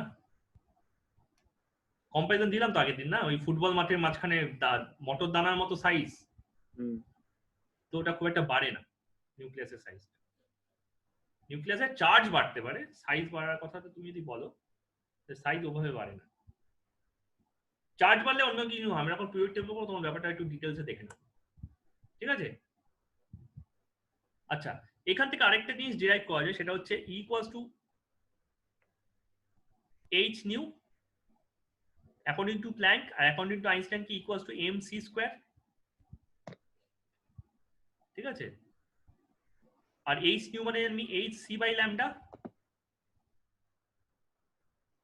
তাহলে এখান থেকে আমি ডিরাইভ করতে পারি, আমি এখানে কাইনেটিক এনার্জি ইকুয়েশনটা একটু সেপারেট করে দিই জায়গাটা, তাহলে এখান থেকে আমি লিখতে পারি hc বাই ল্যামডা, দেখা যাচ্ছে না, hc by lambda equals to mc square, তাই cc ক্যান্সেল হয়ে গেল, তাহলে এখান থেকে পেয়ে যেতে পারি lambda equals to h by mc, বা m equals to h by c lambda. তবে লাইটেরও একটা মাস বা ফোটনের একটা মাস পাওয়া যাবে, যে পার্টিকেল গুলো লাইটটাকে ক্যারি করছে, সেই পার্টিকেল গুলো কি বলা হচ্ছে? ফোটন। তাহলে mass of the photon equals to h by c lambda, মানে ফোটনের একটা মাস আছে। তাহলে এই মাসটাকে আমরা বুঝতে পারি না কেন? লাইটের যদি মাস থাকে তাহলে মাসটাকে বুঝতে পারি না কেন? তাই লাইটটার মাস বেশি হলে আমরা ধাক্কা খেয়ে পড়ে যাচ্ছি না কেন? লাইটের যদি ফোটন নাম্বার অফ ফোটন বেড়ে যায়, কেন কি মাসটা খুবই নেগলিজিবল? মাসটা হচ্ছে প্ল্যাঙ্কের একটা মাস কনস্ট্যান্ট আছে, ঠিক আছে, সেইটারও তলায়, ঠিক আছে, যেটা রিয়েলিটিতে কোনো রকম কোনো এফেক্ট ফেলে না, এক্স্যাক্টলি, যেটা এতটাই বেশি minus two the power something minus something, যে ওটা আর কোনো ম্যাটারই করে না, ঠিক আছে? আচ্ছা, এইচ এর ভ্যালুটা কত? এইচ এর ভ্যালুটা হচ্ছে 6.64 into 10 two the power minus 34 joule second, ঠিক আছে? ইউনিটটা জুল সেকেন্ড কেন এলো?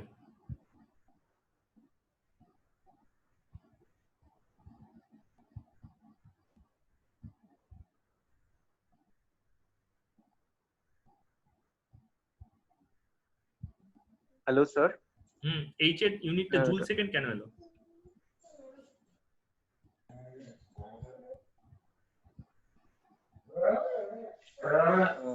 বুঝতে পারলাম না। E equals to h nu ছিল তো?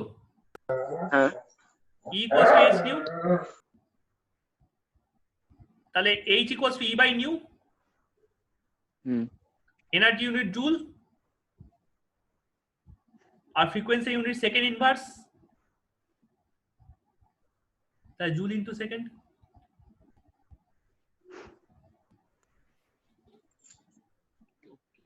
ওকে, হ্যাঁ স্যার।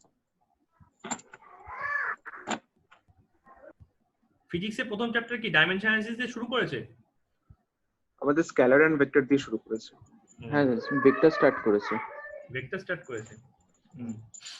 তাই ডাইমেনশন অ্যানালিসিসের মধ্যে এটা ছিল আর কি, মানে ইউনিট দেখে তোমাকে কোয়ান্টিটি বুঝে ফেলতে হবে, ঠিক আছে?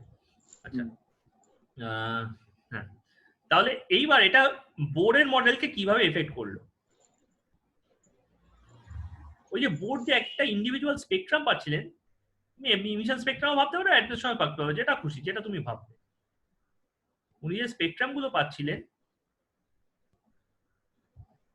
সেগুলো ইনভিজিবল স্পেকট্রাম হতে পারে, যা খুশি হতো। উনি তো এক্সট্রাপ্লেটে দেখেছেন না, এরকম একটা স্পেকট্রাম পেলেন, তারপর এরকম একটা স্পেকট্রাম পেলেন, তারপর এরকম একটা পেলেন, তারপর এরকম, এরকম, ঠিক আছে?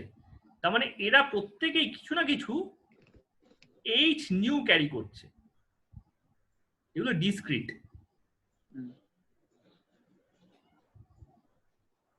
ঠিক আছে? ওনার হাইপোথিসিসটা বলার আগে আমি আগে বলে নিই যে লিম্যান বামার প্যাসেন ব্র্যাকেট ফান্ড যারা এই এনার্জিগুলোর ভ্যালুগুলো নিয়ে কাজ করছেন, তিনি কি তারা কি পেলেন? তারা যা দেখলেন সেটা হচ্ছে এরা যে নিউ গুলোর করেসপন্ডিং নিউ না, তাদের মধ্যে একটা অদ্ভুত রিলেশন রয়েছে। ওরা সবাই, ঠিক আছে, এই নিউ গুলো, ঠিক আছে, নিউ ওয়ান মাইনাস নিউ টুর ফাংশন, ঠিক আছে, যেটা কিনা আবার একটা কনস্ট্যান্ট আর into 1/n1 square minus 1/n2 স্কোয়ারের ফাংশন। তো ওখানে নিউ 2 হবে।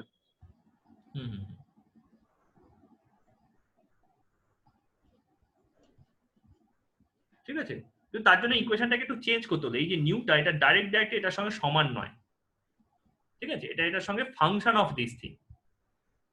ওনারা কিভাবে পেলেন? ওনারা বললেন যে এইচ মানে E equals to H C, তো এইচ নিউ, তো তাহলে এটা হচ্ছে এইচ সি বাই ল্যামডা, আর 1/ল্যামডাকে ওনারা কি বলেছিলেন? Nu bar. ঠিক আছে, তাহলে এটাকে বলেন H C nu bar, H C nu bar. ঠিক আছে, তাহলে E2 মাইনাস E1, তাহলে E2 minus E1 equals to HC nu 2 minus HC nu 1 bar. ঠিক আছে, বোঝা গেল? এখানে C into nu bar equals to new. এই নিউ বারটা কি ছিল? ওয়েভ নাম্বার ছিল, তাই তো? তো ওরা বললেন যে এই যে ডিফারেন্সটা আছে, এই ডিফারেন্সটা এই HC ইন্টু আর, একটা constant, sorry HC into R না, একটা simple R into 1/n1 square minus 1/n2 স্কোয়ারের সঙ্গে রিলেটেড, যেখানে n1 n2 কি? n1 n2 দুখানা ইন্টিজার।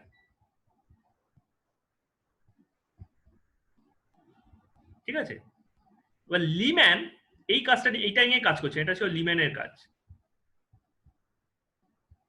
এটা বার্মারের, এটা প্যাস্টেনের,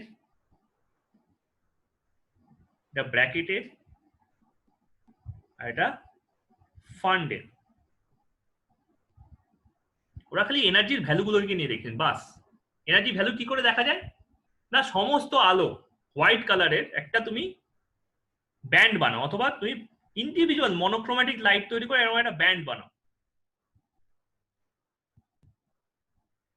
দাঁড়া, এই জায়গাটাকে একটু মুছি। ঠিক আছে, এটা হচ্ছে new 1 minus new 2 equals to এটা, তাহলে ই ইকুয়ালস টু এটা। তুমি এর পাশে একটা ব্যান্ড এরকম বানাও, এবং ওর মধ্যে সমস্ত কালার তুমি ফেলো, যা যা তোমার ডিজায়ার্ড কালার আছে ফেলো, ফেলে তার ভ্যালুগুলোকে রেকর্ড করে রাখো। ঠিক আছে, লিখে রাখো যে এটা এত ফ্রিকোয়েন্সির জন্য, এটা এত ফ্রিকোয়েন্সির জন্য, এটা এত ফ্রিকোয়েন্সির জন্য, এটা এত ফ্রিকোয়েন্সির জন্য, রেকর্ড করে রাখো। তাহলে যখন তুমি ম্যাচ করাবে দুটোকে পাশাপাশি বসিয়ে, তাহলে তুমি কি করতে পারবে? করেসপন্ড টানতে পারবে। করেসপন্ড টানা মানে বুঝলে কি?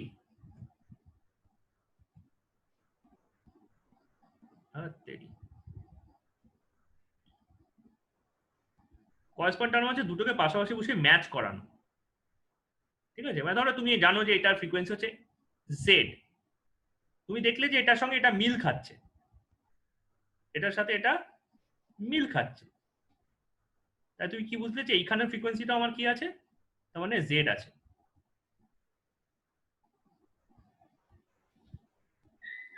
ঠিক আছে, তো এরকম ভাবে ওরা ভ্যালুগুলো পেয়ে গেলেন। ঠিক আছে, লিম্যান যখন কাজটা করতে গেলে দেখলেন, উনি দেখলেন যে এই যে n1 এর ভ্যালুটা যিনি পাচ্ছেন,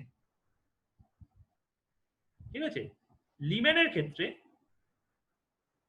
n1 এর ভ্যালুটা অলওয়েজ 1, n2 এর ভ্যালুটা ভ্যারি করছে 2 3 4 5 6 dot dot dot dot dot up to infinity. বামার একটু পাতলা পেয়েছিলেন, কেন পাতলা পেয়েছিলেন? কারণ বামারের ক্ষেত্রে এই n1 এর ভ্যালুটা ছিল 2 আর n2 এর ভ্যালুটা ছিল 3 4 5 6 dot dot dot up to infinity. কি বোঝা গেল কি গেল না এই ব্যাপারটা? এর মধ্যে যে কটা এনার্জি আছে তাদের যে করেসপন্ডিং নাম্বারগুলো, ওয়েভ নাম্বারগুলো, সেই ওয়েভ নাম্বারগুলো যদি এই ইকুয়েশনে ফেলা হয়, তাহলে এই যে কনস্ট্যান্ট দুটো পাওয়া যায়, মানে এই দুটো যে কনস্ট্যান্টের সঙ্গে মাল্টিপ্লাই করে এই দুটো যে ভ্যালু পাওয়া যাচ্ছে, লিমেনের ক্ষেত্রে এটা সবসময় 1, বামারের ক্ষেত্রে এটা সবসময় 2, প্যাস্টেনের ক্ষেত্রে এটাই হয়ে গেল 3।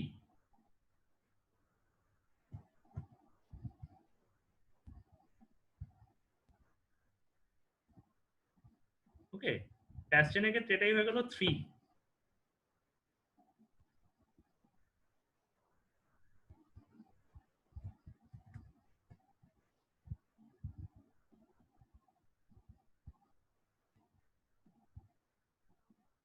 n1 equals to 3, n2 equals to 4 to infinity, 4 থেকে আস্তে আস্তে ইনফিনিটি। ব্র্যাকেটের ক্ষেত্রে n1 equals to 4, n2 equals to 5 থেকে আস্তে আস্তে ইনফিনিটি। আর ফান্ডের উল্টোটা, ফান্ড হচ্ছে n1 equals to 5, n2 equals to 6 to infinity।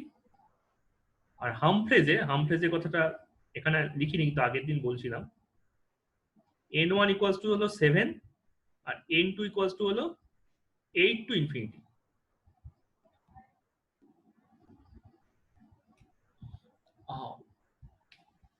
Sorry 7 না 6, হামফ্রেজের ক্ষেত্রে একটা 6 ছিল।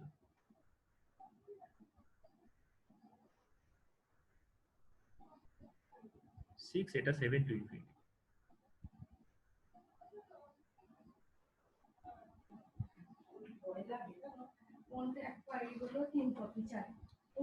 বলো। আচ্ছা বলি, ভালো দেখো। আর কে জানে আর কি যেমন আমার দেখা হবে।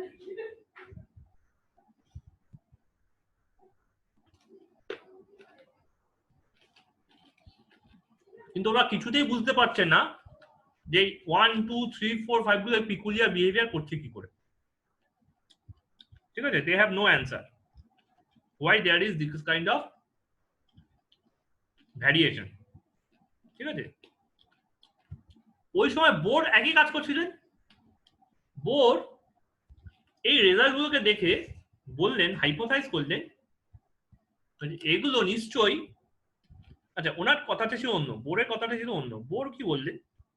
বোর বললেন যে ইলেকট্রনটা, এক মিনিট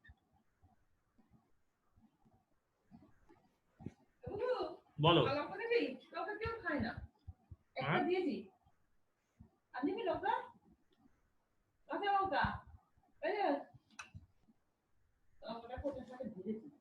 অল্প শোনা যাচ্ছে এখন ঠিকঠাক?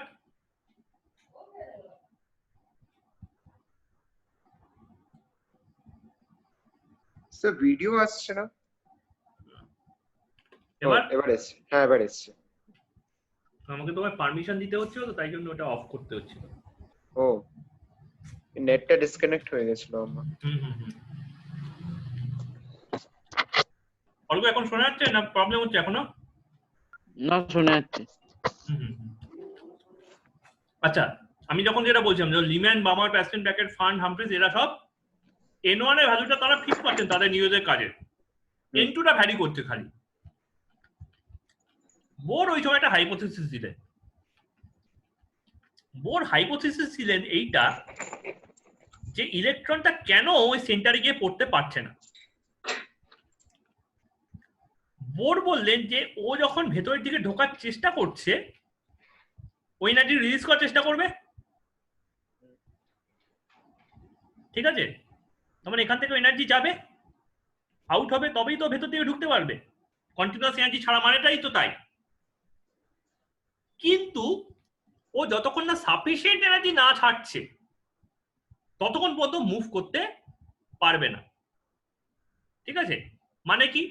মানে ধরো তুমি বাসে উঠলে বা অটোতে উঠলে, ঠিক আছে, ভাড়া 7 টাকা, তুমি তো অটোওয়ালাকে বলো না যে দাদা 1 পয়সা নিন, 1 পয়সা এগোন, তারপর আমি 1 পয়সা দিচ্ছি, বা 1 টাকা দিচ্ছি, 1 টাকা পর্যন্ত দেখুন, তারপর আমি আবার এগোন, আবার 1 টাকা দিচ্ছি, আবার 1 টাকা পর্যন্ত দেখুন। এভাবে কি বলো? এভাবে নিশ্চয়ই আমরা বলি না। তুমি যদি 7 টাকার 1 পয়সাও কম দাও তুমি কিন্তু এগোতে পারবে না। আরো ভালো বুঝতে পারো ট্রেনের ক্ষেত্রে, ট্রেনের ক্ষেত্রে তো আমরা টিকিটটা আগে কাটি, তাই না? তো তুমি 1 টাকা দিয়ে একটা টিকিট কাটলে, 1 টাকা ডিস্টেন্স গেলে, তারপর আর একটা টিকিট কাটলে, আর 1 টাকা ডিস্টেন্স, এভাবে কি সম্ভব? না। সেটা হলেও আমাকে আবার কি করতে হবে, যদি কন্টিনিউয়াসলি টাকা দিতে হয় তাহলে 1 পয়সা 1 পয়সা 1 পয়সা করে ছাড়তে হবে, আর 1 পয়সা 1 পয়সা 1 পয়সা করে ট্রেন এগোবে। এরকম হয় না। তুমি 5 টাকার কম টিকিট 5 টাকার কম কাউন্টারে দাও, তোমায় কোনো টিকিটই দেবে না। ঠিক তেমনি বোরের হাইপোথিসিস ছিল ওটা ভেতরের দিকে ঢুকছে না এই কারণে, কারণ ওর নিজস্ব একটা এনার্জি লেভেল আছে। যতক্ষণ না ওই এনার্জি লেভেলটা ও রিলিজ না করতে পারছে ততক্ষণ পর্যন্ত ওর ভেতরে ঢোকার কোনো চান্স নেই। তাহলে বোরের কথা অনুসারে orbit must have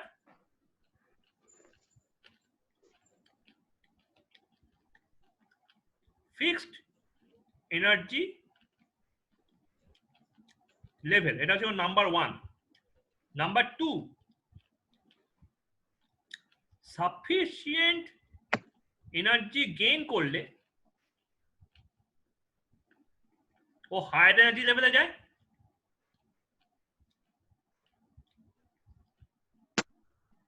R sufficient energy loss করলে ও লোয়ার এনার্জি লেভেলে যায়।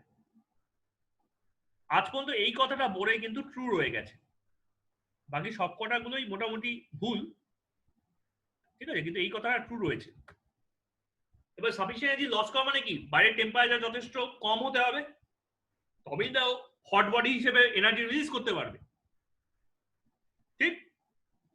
তো নিউক্লিয়াসে গিয়ে তখনই পড়বে যখন তুমি ওর টেম্পারেচারটা অ্যাকচুয়ালি অ্যাবসলিউট 0 বানিয়ে দেবে। তার আগে কিছুতেই ও নিউক্লিয়াসে গিয়ে পৌঁছাতে পারবে না, ঠিক আছে? আর নাম্বার 3 কি বলেছিলেন? ওই যে ওর যে অ্যাঙ্গুলার মোমেন্টাম, অরবিটে থাকার সময় যে অ্যাঙ্গুলার মোমেন্টাম হবে, that angular momentum will be directly proportional to number of orbit it is residing, ঠিক আছে? উনি ক্যালকুলেট করে দেখালেন যে একটা হাইড্রোজেনের মধ্যে 7টা ডিফারেন্ট অ্যাঙ্গুলার মোমেন্টাম দেখা যায়। একটা হাইড্রোজেনকে যদি এনার্জাইজ করো তাহলে 7 ধাক্কায় নিউক্লিয়াস থেকে বেরোয়, অ্যাকচুয়ালি 6 ধাক্কা না, 6 ধাক্কা না, 7 ধাক্কায় নিউক্লিয়াস থেকে বেরোয়, ঠিক আছে? তো উনি হাইড্রোজেনকে নিয়ে কাজ করছিলেন। বোর কি নিয়ে কাজ করছিলেন? Hydrogen atom. বলছে হাইড্রোজেন অ্যাটমের একটা ইলেকট্রন আছে এনার্জি লেভেল 0-তে, ঠিক আছে? এটা গ্রাউন্ড লেভেল, E1 ধরো বলি, ঠিক আছে? এটাকে ধরো বলছি গ্রাউন্ড লেভেল। এবার ওটাকে তুমি এনার্জি দিচ্ছ +E,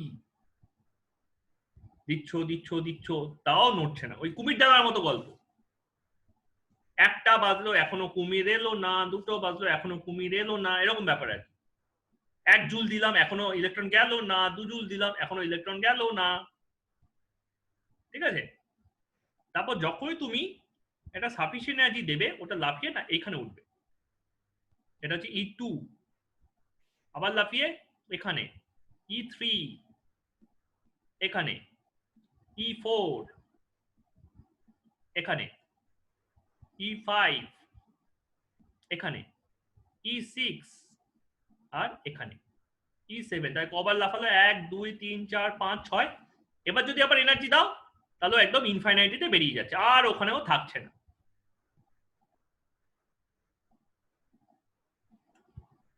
বোঝা গেল? তাহলে হাইড্রোজেন অ্যাটম এইভাবে মুভ করে। ঠিক আছে, তার মানে ওর নিশ্চয়ই 7খানা n এর সংখ্যা হচ্ছে, তার মানে নিশ্চয়ই 1 2 3 4 5 6 আর 7। তো উনিও তাই 7টা অ্যাঙ্গুলার মোমেন্টাম পেলেন। অ্যাঙ্গুলার মোমেন্টাম, তোমরা যেহেতু আইএসসি তোমাদের অ্যাঙ্গুলার মোমেন্টাম ছিল আই বিলিভ, ক্লাস 10 এর ফার্স্ট চ্যাপ্টারে ফিজিক্সে ছিল না? স্যার ছিল। ঠিক আছে, তাহলে এটা হবে mvr1, mvr2, mvr3, mvr4, mvr5, mvr6 আর mvr7। ঠিক আছে, এবার কি মজার ব্যাপার, এই যে ওনার 7টার অবজারভেশন আর এদের যে 6টা অবজারভেশন, সে দুটো কি সুন্দর মিলে গেল। ওরা যে 1 থেকে 2 3 4 এগুলো পাচ্ছিলেন না, এনার্জিগুলো কেন পাচ্ছিলেন? ওনারা যদি এমিশন স্পেক্ট্রাম নিয়ে স্টাডি করেন, ঠিক আছে, তাহলে এই যে এনার্জিগুলো ওনারা পাচ্ছিলেন সেগুলো হচ্ছে বেসিক্যালি একটা হাইড্রোজেন গ্যাসকে তুমি এনার্জাইজ করেছো, ইলেকট্রনগুলো ফার্স্ট অরবিট থেকে লাফিয়ে লাফিয়ে second third fourth fifth six seventh ইত্যাদি অরবিটে চলে গেছে, আর কেউ কেউ বাইরেও বেরিয়ে গেছে। এবার ওই গ্যাসটাকে কি করছো তুমি? ঠান্ডা করছো। তো সব মলিকুলে সব রকম, মানে সব অ্যাটমে একই জায়গাতে ইলেকট্রন যায়নি। কোন কোন অ্যাটমে 2 নম্বরে ইলেকট্রন গেছিল, কোন কোন অ্যাটমে 4 নম্বরে ইলেকট্রন গেছিল, কোন কোন অ্যাটমে 7 নম্বরে ইলেকট্রন গেছিল। যাই হোক, যারা যারা 2 থেকে 1-এ ফিরছে তারা এই পেয়ারার এনার্জিটা বানিয়েছিল, এই পেয়ারের দাগটা তৈরি করেছিল। যারা যারা 3 থেকে 1-এ ফিরছে তারা এই পেয়ারের দাগটা বানিয়েছিল। যারা যারা 4 থেকে 1-এ ফিরছে তারা এই পেয়ারের দাগটা বানিয়েছিল। তার মানেটা হচ্ছে কি? তার মানেটা হচ্ছে আমি যদি এই 7টা লেয়ারকে এইভাবে আঁকি, এখানে একটা, এখানে একটা, এখানে একটা, এখানে একটা, এই এই আর এই, তাহলে এইগুলো হচ্ছে আমার লিম্যান সিরিজ। এই ইনফাইনাইট থেকে একটা, 7 থেকে একটা, 6 থেকে একটা, 5 থেকে একটা, 4 থেকে একটা, 3 থেকে একটা, 2 থেকে একটা। তাহলে এগুলো সব মিলিয়ে কি হয়ে গেল আমার?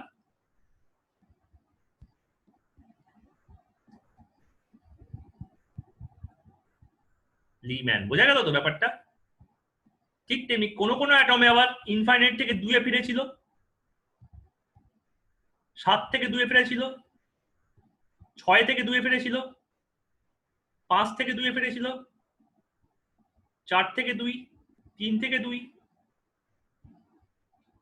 তাহলে এটা হয়ে গেল আমার তখন বামার সিরিজ।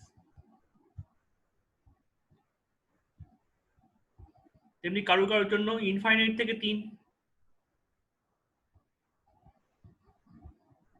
7 থেকে 3,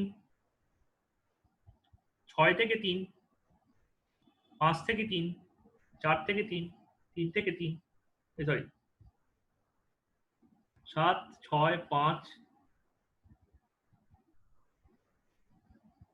এটা তো বামারটাই করে দিলেন। ও বামারটা করিলাম না, তাই ভাবি কোথায় একটা গন্ডগোল হয়েছে। 7 থেকে 3, 6 ইনফাইনাইট থেকে 3, 7 থেকে 3, 6 থেকে 3, 5 থেকে 3, 4 থেকে 3।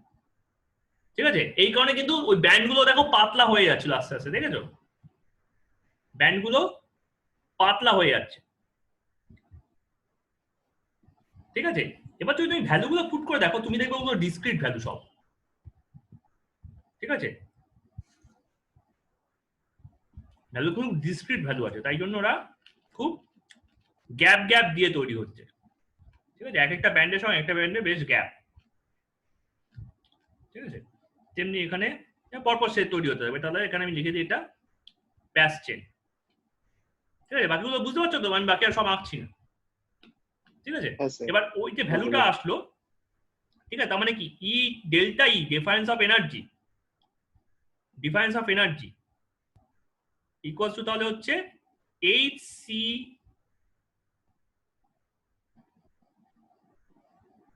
বাই ল্যামডা, মানে H C nu bar nu two minus H C nu one. ঠিক আছে, এই এইচ ইন্টু সি করলে যেটা আসে nu two minus nu one bar, এটাই হচ্ছে রিডবার্গ কনস্ট্যান্ট, এটার নাম হচ্ছে রিডবার্গ কনস্ট্যান্ট। ঠিক আছে, nu two bar minus nu one বার।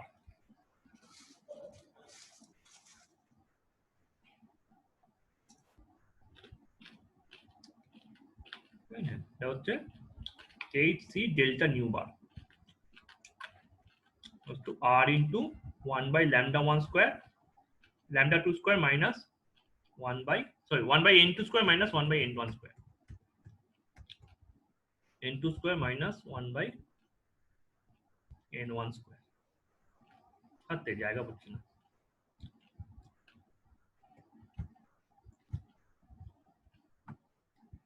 ঠিক আছে, এই রিডবার্গ কনস্ট্যান্টের ভ্যালু কত? এই রিডবার্গ কনস্ট্যান্টের ভ্যালু হচ্ছে r ইকুয়াল টু হচ্ছে 109,677 সেন্টিমিটার ইনভার্স। ওকে, এটাকে মিটার ইনভার্সে করলে এটা জাস্ট ভ্যালু দুটো বেড়ে যায়। ঠিক আছে, 109,677 মিটার ইনভার্স। সেন্টিমিটার থেকে মিটার আসতে গেলে 1000 দিয়ে ডিভাইড করতে হয়, সেন্টিমিটার ইনভার্স থেকে মিটার ইনভার্স যেতে গেলে 1000 বলছি 100 দিয়ে ডিভাইড করতে হয়, ইনভার্স থেকে ইনভার্স যেতে গেলে 100 দিয়ে মাল্টিপ্লাই করতে হচ্ছে, উল্টো করতে হচ্ছে। ঠিক আছে, দ্যাট ইজ দ্য ডিফারেন্স। ওকে, তাহলে অ্যাকর্ডিং টু কোয়ান্টাম ইলেকট্রন এরকম ধাপে ধাপে নামে, অ্যাকর্ডিং টু কোয়ান্টাম ইলেকট্রন ধাপে ধাপে। বোর বলছে এটা, আর রাদারফোর্ড বলছিল অ্যাকর্ডিং টু রাদারফোর্ড এটা হয়ে যেত।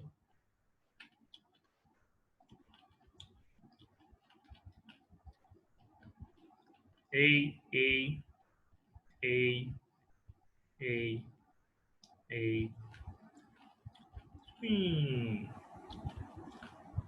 এটা আমরা দেখি না, এটা আমরা দেখি। কিন্তু বোরের মডেলও ফ্ল আছে। কিরকম ফ্ল?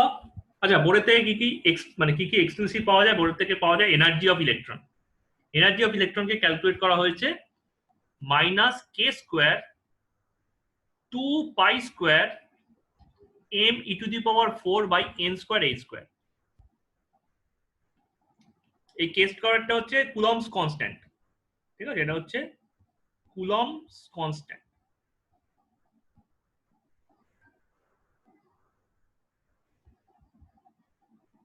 আচ্ছা, m হচ্ছে mass of electron, mass of electron. e হচ্ছে চার্জ অফ ইলেকট্রন, আর n হচ্ছে কোন অরবিটে আছে, আর এই প্লাঙ্কস কনস্ট্যান্ট পাই তো পাই।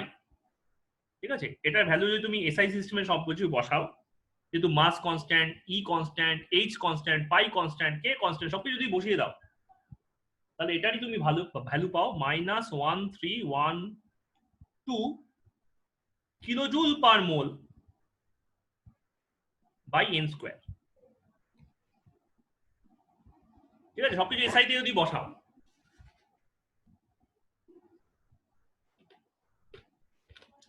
এটা 1 মোল গ্যাসের জন্য বা 1 মোল পদার্থ ইয়ের জন্য। আর যদি একটা পার্টিকেলের জন্য দেখো, মানে একটা মলিকুলের জন্য দেখো, তাহলে এটাই হয়ে যায় minus 13.6 electron volt per atom by N square. এই যে 13.6 ইলেকট্রন ভোল্ট যেটা আছে না, এটাই হচ্ছে হাইড্রোজেনের আয়নাইজেশন এনথালপি। ঠিক আছে, মানে ডেল্টা ই ফার্স্ট অরবিট আর ইনফাইনাইট অরবিটের মধ্যে। ইনফাইনাইট অরবিট মানে হচ্ছে আমি জাস্ট ওখানে hc 1/1 মাইনাস 1/ইনফাইনাইট যদি বসাই তাহলে যেটা পাবো সেটা হচ্ছে -13.6 ইলেকট্রন ভোল্ট। ইলেকট্রন ভোল্ট মানে হচ্ছে 1 ইলেকট্রন ভোল্ট মানে হচ্ছে 1.602 × 10⁻⁻19 জুল। কেন তোমরা জানো একটা জিনিস, সেটা হচ্ছে W = ভোল্টেজ ইনটু চার্জ, তাই W unit joule, voltage unit volt, আর চার্জ ইউনিট কুলম্ব, তাই তো? তো একটা ইলেকট্রনের চার্জ কত? 1.602 × 10⁻⁻19 কুলম্ব। আর কত ভোল্টেজ? 1 ভোল্টেজ, তাহলে 1 × 1.602 × 10⁻⁻19 কুলম্ব হচ্ছে 1 ইলেকট্রন ভোল্ট। ঠিক আছে, এটাকে 1 ইলেকট্রন ভোল্ট বলে বলা হয়।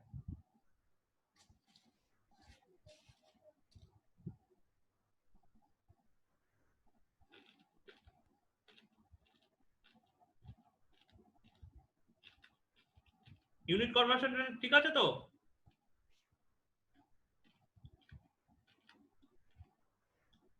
I assume.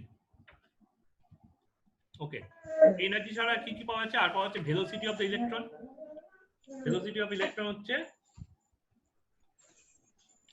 2 পাই, আচ্ছা k ইনটু 2 পাই, আচ্ছা ওখানে একটা জিনিস আছে মাইনাস।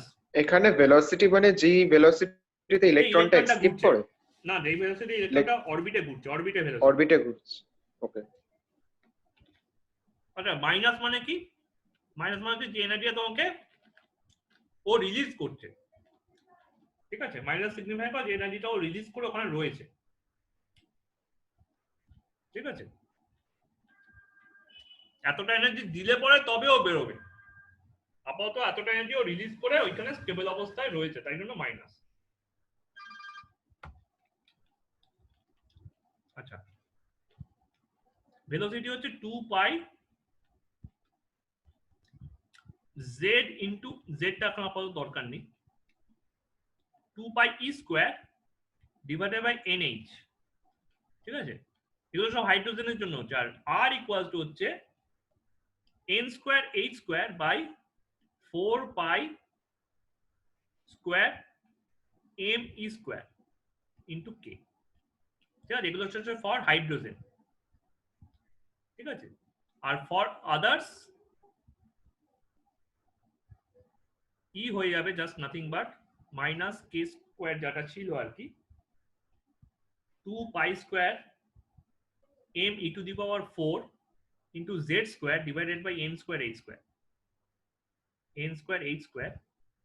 ভি হয়ে যাবে minus plus K into 2 pi Z e square by NH, আর আর হয়ে যাবে K into n square h square divided by 4 pi square m E square into Z square. Z যেখানে অ্যাটমিক নাম্বার, অ্যাটমিক নাম্বার। এবার constant গুলো বসালে কি হয়ে যায়? ভি হয়ে যাচ্ছে হচ্ছে আমার 2.18 into 10⁻6 by n metre per second, আর আর হয়ে যাচ্ছে হচ্ছে আমার 0.529 n স্কোয়ার অ্যাংস্ট্রম।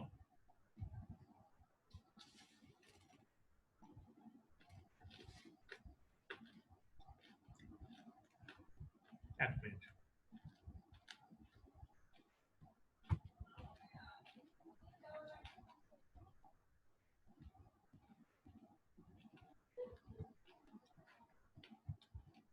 ওকে জাস্ট একটুখানি বাকি আছে। আর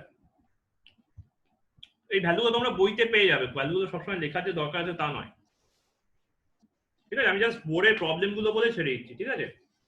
ঠিক আছে।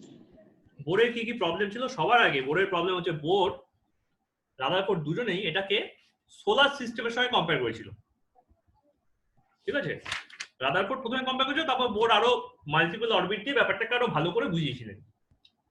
যদিও রাদারফোর্ডের মডেলটা এখনো পর্যন্ত আমাদেরকে মানে যত অ্যাটমের রিপ্রেজেন্টেশন আছে সব জায়গায় রাদারফোর্ডের মডেলটা ইউজ করা হয়। রাদারফোর্ডের অ্যাটমের মডেলটা ছিল এইটা হচ্ছে নিউক্লিয়াস, ঠিক আছে? আর অ্যাটমে নাকি ইলেকট্রনগুলো এইভাবে ঘুরছে, কিছু তোমরাও দেখেছো এই মডেলটা, তাই না? এটা ছিল রাদারফোর্ডের মডেল। আর বোর মডেলটা ছিল এরকম এরকম নিউক্লিয়াস, ঠিক আছে, আর এরকম মাল্টিপল অরবিট। আচ্ছা একটা জিনিস তো জিজ্ঞেস করলেন না, হাইড্রোজেনের যদি 7টা অরবিট থাকে আমরা হাইড্রোজেনের একটা অরবিট কেন দেখতে পাই? কেন স্যার? জিজ্ঞেস করলেন না তো? হাইড্রোজেনের 7টা অরবিট? হ্যাঁ তাই তো বোঝালাম এতক্ষণ ধরে। এই যে ওই পার্টটা আমি ঠিক শুনতে পেলাম না, এই আওয়াজটা কেটে যাচ্ছে। বললাম না হাইড্রোজেন অ্যাটমে 7খানা ইয়ে হয়, Lyman Balmer Paschen Brackett Pfund, 7টা এনার্জি লেভেল থাকে। এটাই বোর্ড দেখেছিলেন নাকি? এটাই বোর্ডের অবজারভেশন ছিল যে orbit must have fixed energy level, sufficient energy gap energy gain করলেও হায়ার এনার্জি লেভেলে ওঠে, আর সাফিসিয়েন্ট লস করলে লোয়ার এনার্জি লেভেলে যায়, লোয়ার এনার্জি লেভেলে নামে। আর MVR proportional to number of orbit. এখান থেকে আমরা লিখতে পারি MVR equals to NH by 2 pi. MVR equals to NH by 2 pi. এই এনএইচ বাই 2 পাইটাই বারবার ওই এনার্জির ইকুয়েশন, ভেলোসিটি ইকুয়েশনে ঘুরে ঘুরে আসছে। এই যে এই জিনিসগুলো ওটা এখান থেকেই আসছে, বোঝা যাচ্ছে তো? NVR by N square H square by 4 pi square যাই আসুক না কেন সেটা সব ওইখান থেকেই আসছে। এই যে এখানে আছে, এখানে আছে, আগের পেজে আছে। এই যে এটা 2 পাই স্কোয়ার কেন হয়েছে? 4 পাই স্কোয়ার ছিল, কিন্তু এনার্জি তো হাফ এমভি স্কোয়ার, তো হাফের জন্য হাফ আর 4 কেটে গিয়ে 2 হয়ে গেছে, বোঝা যাচ্ছে ব্যাপারটা? তাহলে আমার বেচারা বোরের মডেলে 7টা অরবিট ছিল, কিন্তু 7টা অরবিট দেখতে পায় না কারণ ইলেকট্রন একটা। আর ওখানে কেউ চক পেন্সিল দিয়ে দাগ কেটে রাখেনি যে ভাই এটা ফার্স্ট অরবিট, এটা সেকেন্ড অরবিট, থার্ড অরবিট। প্রথম কথা এটা অ্যাবসার্ড আইডিয়া। চক নিজে একটা অ্যাটম দিয়ে তৈরি, মলিকুল দিয়ে তৈরি। চক নিশ্চয়ই ইলেকট্রনের থেকে ছোট হবে না যাতে ইলেকট্রনের ট্র্যাক তৈরি করতে পারে, ঠিক আছে? ইলেকট্রনের অরবিট মানে অ্যাটমের অরবিট তখনই হয় যখন ওখানে কোনো ইলেকট্রন থাকে। যেমন যদি তুমি মাথার উপর যে পাখাটা ঘুরছে সেই পাখাটার দিকে তাকাও, তুমি একটা ডিস্ক মতো দেখতে পাবে। বা তুমি যদি ধূপকাঠি ধরে নাড়াও, জ্বলন্ত ধূপকাঠি ধরে নাড়াও, তুমি দেখবে মাথার উপরটা না একটা ট্রেল তৈরি করছে। ট্রেল বোঝো তো? হ্যাঁ। তাড়াতাড়ি কোনো কিছু মুভ করলে সেই মুভের যে পাথটা, সেই পাথটা আমরা দেখতে পারি। তো অরবিটও সেটা, ঠিক আছে? তো এই ট্রেলটা তৈরি করছে বলেই আমরা অরবিটটা এক্সিস্টেন্স বুঝতে পারি। এত জোরে ঘুরছে ইলেকট্রনটা, মোটামুটি দেখো না কত স্পিড, লাইটের কাছাকাছি স্পিডে ঘুরছে। 2.18 × 10⁶ মিটার পার সেকেন্ড। লাইট হচ্ছে 3 × 10⁸ মিটার পার সেকেন্ড। বুঝেছো তো? মোটামুটি 100 পার্ট অফ লাইট। এবার তুমি অ্যাটমিক নাম্বার মাল্টিপ্লাই করতে থাকো, ঠিক আছে? ইনটু জেড করতে হচ্ছে যেখানে, তাই না? কোথায় গেল? এই যে ভেলোসিটি জেড দিয়ে মাল্টিপ্লাই করতে হচ্ছে। দেখো ওটা 100 হয়ে গেলেই প্রায় এটা লাইটের সমান হয়ে যাবে, ঠিক কি না? হ্যাঁ, তাহলে 100 হয়ে গেলে লাইটের স্পিডের সমান। মানে 3 হলে লাইট হতো 2.18 থেকে যাবে, তাই তখন একটু কম, কিন্তু বেশি আর কি, অনেকটাই বেশি আছে, ঠিক আছে? তো ইলেকট্রনটা পাই বাই করে ঘুরছে বলে আমরা ট্রেইলটা বুঝতে পারছি। ট্রেইলটাই হচ্ছে আমার অরবিট। এবার যখন ও লাফাচ্ছে তখন আমার মনে হচ্ছে না অ্যাটমটা বড় হয়ে যাচ্ছে। যখন সেকেন্ড অরবিটে পৌঁছাল তখন ফার্স্ট অরবিটটা কি হলো? মুছে গেল। তার মানে কি, যখন ও ছোট ছিল তখন এরকম দেখতে পাচ্ছিলাম, তখন আমি এরকম দেখছিলাম। এবার যখন এটা এনার্জি দিয়েছি তখন কি হয়েছে? তখন এটা মুছে গেছে, মুছে গিয়ে একটা নতুন অরবিট এরকম ভাবে তৈরি হয়েছে। অ্যাজ ইফ যেন ফার্স্ট অরবিটটা কি হয়েছে? ফুলে উঠেছে, ওটা যেন গ্রো করে গেছে। তারপর আরো এনার্জি দাও, এত বড় তৈরি করেছে। আরো এনার্জি দাও, ও এত বড় তৈরি করেছে। তার মানে কি, একটা জাম্প খাচ্ছে, একটা অরবিট থেকে জাম্প করে একটা অরবিটে পৌঁছাচ্ছে, ঠিক আছে? হুম। এখানে অ্যাকচুয়াল কথা আমি বলতে ভুলে যাচ্ছিলাম একটু বলে, ভাগ্যি সেই টপিকটা উঠলো। এই যে একটা জায়গা থেকে একটা জায়গায় পৌঁছাচ্ছে, এটা কিভাবে লাফাচ্ছে বলতো? ধরে একটা এনার্জি অরবিট রিলিজ আছে, করে। একটা এই না অবশ্যই এনার্জি রিলিজ করতে যাচ্ছে, আমি ফিজিক্যাল মোশনটা বলছি। মানে এখানে ধরো ইলেকট্রনটা ঘুরছিল, ঠিক আছে? যখন এখানে যাবে তখন ও কিভাবে যাবে? এভাবে যাবে?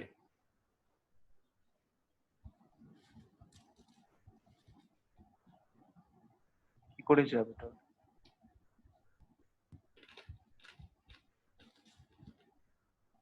এটা উত্তর ভেবে দেখো, পরের দিন দেবো, ঠিক আছে? কিন্তু বোঝা গেল তো ঠিক আছে। অরবিট অরবিট অরবিট থেকে লাফানো, অরবিট মানে 7খানা অরবিট কিভাবে, মানে ওকে যদি আমি গরম করতে থাকি ও জাস্ট ফুলছে, ধাক্কা খেয়ে খেয়ে ফুলছে, 6বার ফুললো, 3rd বার আর অরবিটের বাউন্ডারিটা আর নেই, মানে অ্যাটম খালি নিউক্লিয়াস টুকনি পড়ে আছে, ইলেকট্রন ছিটকে বেরিয়ে চলে গেছে, ঠিক আছে? বেরিয়ে চলে যাচ্ছে। ঠিক আছে, এটা হচ্ছে মোটামুটি ওর ফুলে ওঠার গল্প, ঠিক আছে? তো এটা ছিল রাদারফোর্ড, এটা ছিল বোর। বোরের সব থেকে বড় প্রবলেম হলো, বোর যদি সত্যি হতো, আমরা সবাই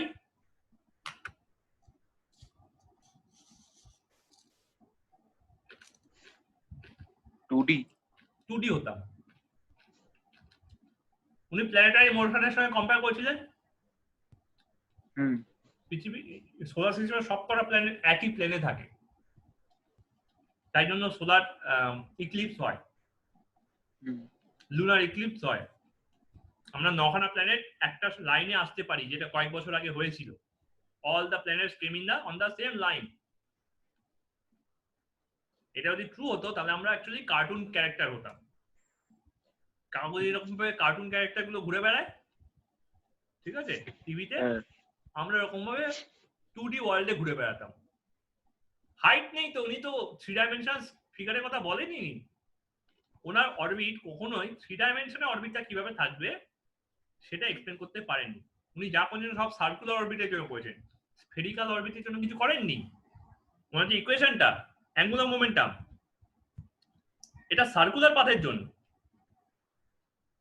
স্ফেরিক্যাল পাথের জন্য নয়, ঠিক আছে? তো স্ফেরিক্যাল একটা কনসেপ্টে মিস আছে, ঠিক আছে?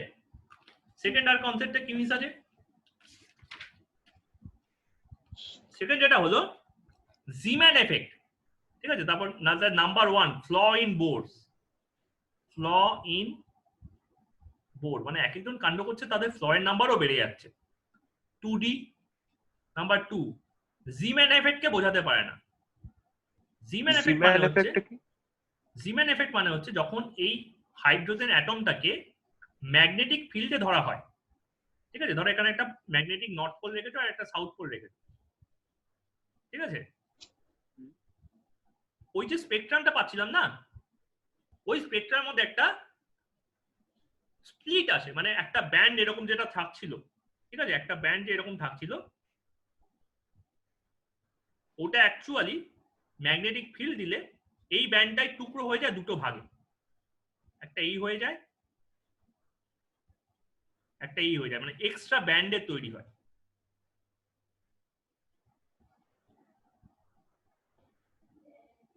ঠিক আছে, তাহলে এটা হয়ে যাচ্ছে জিম্যান এফেক্ট, ঠিক আছে? যদি আমি ম্যাগনেটিক ফিল্ডে রাখি, যদি আমি এটাকে ম্যাগনেটিক ফিল্ডে রাখি, আর ঠিক সেরকমই হবে যদি আমি ইলেকট্রিক ফিল্ডে রাখি, তখন সেটাকে বলা হয় স্টার্ক এফেক্ট, ঠিক আছে? টনি স্টার্ক, সেই স্টার্ক, ঠিক আছে? এটাই স্টার্ক হবে, সেম ফেনোমেনা, ঠিক আছে, কিন্তু ইলেকট্রিক ফিল্ডে। নাম্বার 4 বোর, ডি ব্রগলির একটা থিওরি আছে, ডি ব্রগলি, এটা অবশ্য বোরের পরে এসছে, সেটাকে এক্সপ্লেন করতে পারে না। হাইজেনবার্গ আনসার্টেনটি প্রিন্সিপাল, এটাকে পারে না।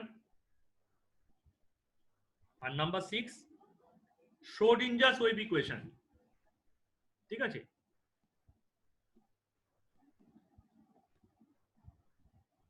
ওটাকেও পারে না, ঠিক আছে? আর সব থেকে বড় ফ্যাটাল ফ্ল, ও হাইড্রোজেন বা হাইড্রোজেন লাইক অ্যাটম ছাড়া যার মধ্যে মাল্টিপল ইলেকট্রন আছে কাউকেই পারে না।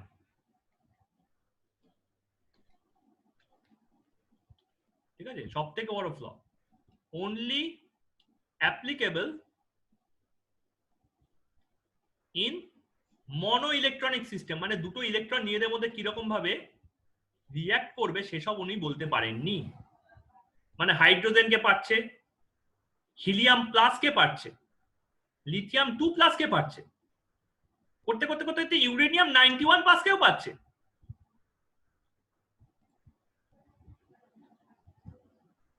কিন্তু বাকি কাউকেই পাচ্ছে না। মনো ইলেকট্রনিক স্পিসিস, এটা হচ্ছে সব থেকে বড় খামতি। যখনই দুটো ইলেকট্রন হয়ে যায় তখন আর ওর কাজ করে না।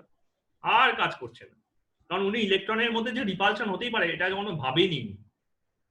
বুঝেছো? দেখেছো এত বড় বড় সায়েন্টিস্টদের কত ছোট্ট ছোট্ট কমন সেন্সে মিস্টেক।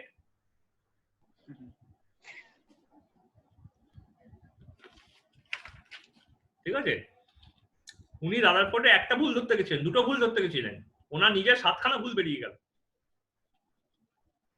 রাদারফোর্ড থমসনে একটা ভুল ধরেছিল, রাদারফোর্ডের 2খানা ভুল বেরিয়ে গেল। মানে যত বড় বড় কাজ করছে তত বড় বড় মিস্টেক বেরোচ্ছে।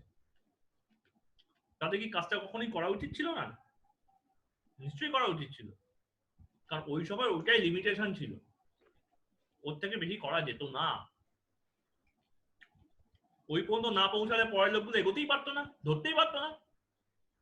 ওনার যে থট ওটা বাকিদেরকে একটু হেল্প করেছিল ফোকাসটা অন্য জায়গায় করতে। সবাই যদি এক জায়গায় ফোকাস করবে তাহলে এগোবেটাকে। উনি ভুলগুলো করেছিলেন বলেই বাকিরা ঠিকগুলো করতে পেরেছিলেন। ঠিক আছে, তো নেক্সট দিন আলটিমেটলি আমরা এখন আমাদের যে আন্ডারস্ট্যান্ডিং আছে অ্যাটম সম্বন্ধে, ঠিক আছে, পরশুদিন 3টের সময় ক্লাসটা ফিক্স তো? পরশুদিন তোমার 3টে থেকে ক্লাস আছে। এক্সেলেন্ট। আমি ফিরজিতে এখনো কিছু বলেনি, আমি কি বলতে পারছি না কি হবে। কখন বলতে পারবে বলো, একটু গ্রুপে লিখে দিও তাহলে। ঠিক অল্প আছে। তোমার আছে পরশুদিন ক্লাস? হ্যাঁ, পরশুদিন এখনো স্যার কিছু বলেননি। আমাকে তাই একটু গ্রুপে লিখে দিও। আমি 5টা থেকে 6:30 পর্যন্ত বিজি থাকবো, তারপর ফ্রি। ঠিক আছে, আর আচ্ছা স্যার, ঠিক আছে। আর সকালবেলা 12:30 পর থেকে ফ্রি। ঠিক আছে, 12:30 থেকে 5 এর মধ্যে ফ্রি আছি, আর 5টা থেকে 6:30 এর মধ্যে ফ্রি আছি। 6:30 পরে ফ্রি আছি। 5 to 6:30 থেকে ক্লাস থাকবে। তুমি আমাকে বলে দিও, টাইমগুলো দিয়ে দিও, আমি তারপর ম্যাচ করিয়ে দেখে নেবো। ঠিক আছে? আচ্ছা, তোমাদের আমি হোয়াটসঅ্যাপেও আমি লিংকটা দিয়ে দিয়েছি ড্রাইভে। তোমরা যদি ওটাতেও ক্লিক করো তোমরা ডাইরেক্ট ড্রাইভে চলে যেতে পারবে। ঠিক আছে, বইটা ওখান থেকে পেয়ে যাও, ওখান থেকে পড়তে শুরু করে দাও। হ্যাঁ, চলো টাটা। ঠিক আছে, গুড নাইট।